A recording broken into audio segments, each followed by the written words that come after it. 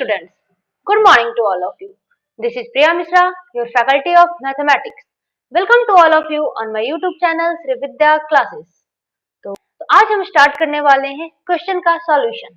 NCERT book का introduction to trigonometry का exercise 8.1 class 10th के लिए क्वेश्चन नंबर 1 का सॉल्यूशन आज हम इस वीडियो में देखेंगे।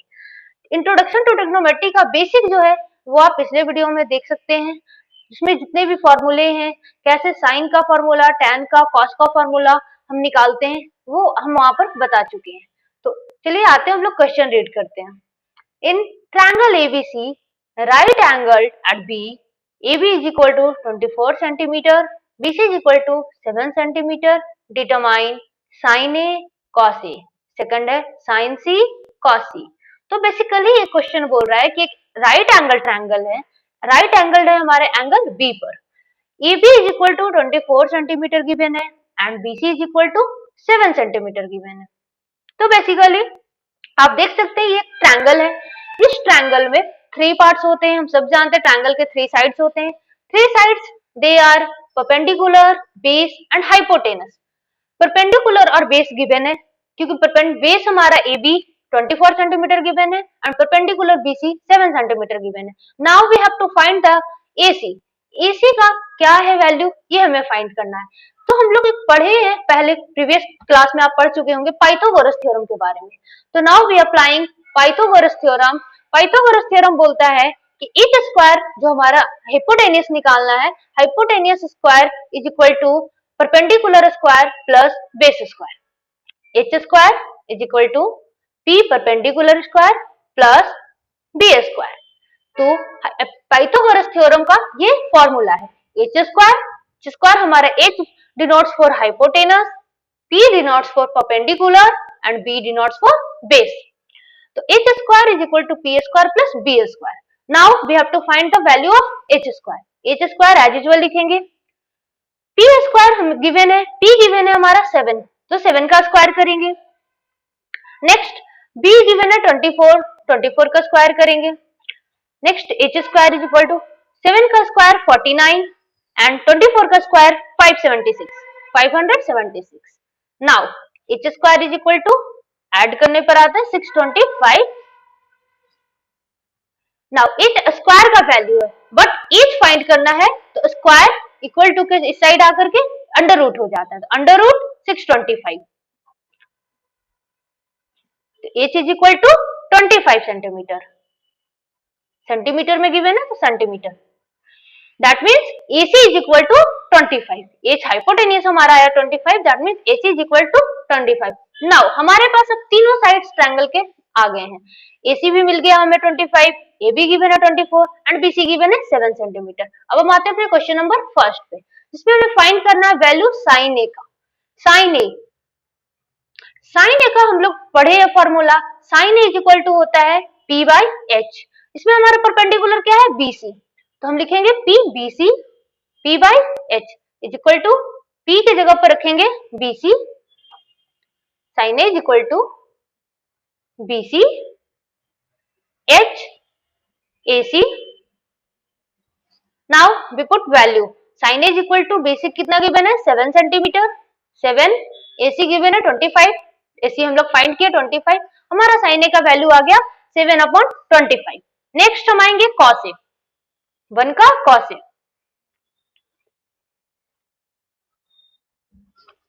कॉस A का फॉर्मूला हम लोग जानते हैं B by H।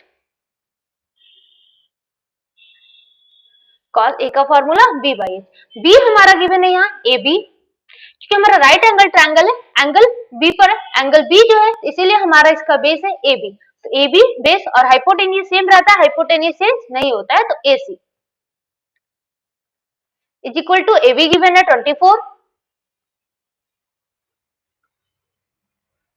Upon AC find किया 25, तो cos A का वैल्यू आ गया 25। तो आप देख सकते हैं कि इस तरीके से इतने इजी स्टेप से आप cos A का, sin A का वैल्यू आप फाइंड कर चुके। नेक्स्ट हमारा ये है यहाँ पर कि इसमें एंगल B पर जो हमारा था राइट एंगल था, देन हमारा बेस AB रहा, परपेंडिकुलर BC बना और हमारा हाइपोटेनियस तो फिक्स रहता है, वो कभी चेंज नहीं होता। इफ साइन A का वैल्यू फाइंड करना था, इसीलिए हम बेस और परपेंडिकुलर को चेंज नहीं किए। इफ साइन सी का वैल्यू फाइंड करना है तो हमारा चेंज हो जाएगा बेस एंड परपेंडिकुलर। तो नेक्स्ट जो हमारा है साइन सी, क्वेश्चन नंबर 2, जैसा कि साइन ए एंड कोस ए का वैल्यू फाइंड कर लिया, नेक्स्ट हमारा क्वेश्चन है साइन सी का वैल्यू फाइंड करना एंड कॉस सी का वैल्यू फाइंड करना। साइन सी और कॉस सी के लिए हम लोग एक न्यू ट्रायंगल बनाएंगे, न्यू ट्रायंगल में बी आपका राइट एंगल ही रहेगा। इस बार हम एंगल सी से हम साइन सी का वैल्यू फाइंड करने वाले, इसलिए angle C and angle A, क्योंकि सी चेंज हो जाता है जब आप एंगल परपेंडिकुलर एंड बेस हमेशा चेंज होते रहता है अकॉर्डिंग टू एंगल। हाइपोटेन्यूज हमेशा फिक्स रहेगा but base and perpendicular change होगा। तो अगर एंगल ए पर, जिस बेस पर हम एंगल ए और बी ड्रॉ किए हैं उसका परपेंडिकुलर आपका जाता है बीसी। इफ एंगल चेंज हो रहा है देन हमारा परपेंडिकुलर चेंज हो जाएगा। एंगल इस टाइम हम सी पे ड्रॉ किए हैं तो बीसी हमारा हो जाएगा बेस एंड परपेंडिकुलर हो जाएगा AB, and as usual hypotenuse is a fixed, तो एसी इज आवर हाइपोटेनस। तो नाउ जैसे कि गिवन है AB is equal to 24 centimetre, BC is equal to 7 centimeter and AC we have find 25 centimeter. Now sin C is equal to, second का first question है, we have to find the value of sin C. तो sin C is equal to, sin का formula P by H, तो sin C P by H, P sin C में हमारा angle C पर है, C के लिए परपेंडिकुलर कौन है AB, AB upon H AC। AB का वैल्यू जो है पुट करेंगे 24 एंड BC का AC का value 25, AB upon AC, AC का वैल्यू 25, AB का वैल्यू 24 पुट करेंगे एंड AC का value 25। Now our sin C is equal to 24 upon 25. Next cos C,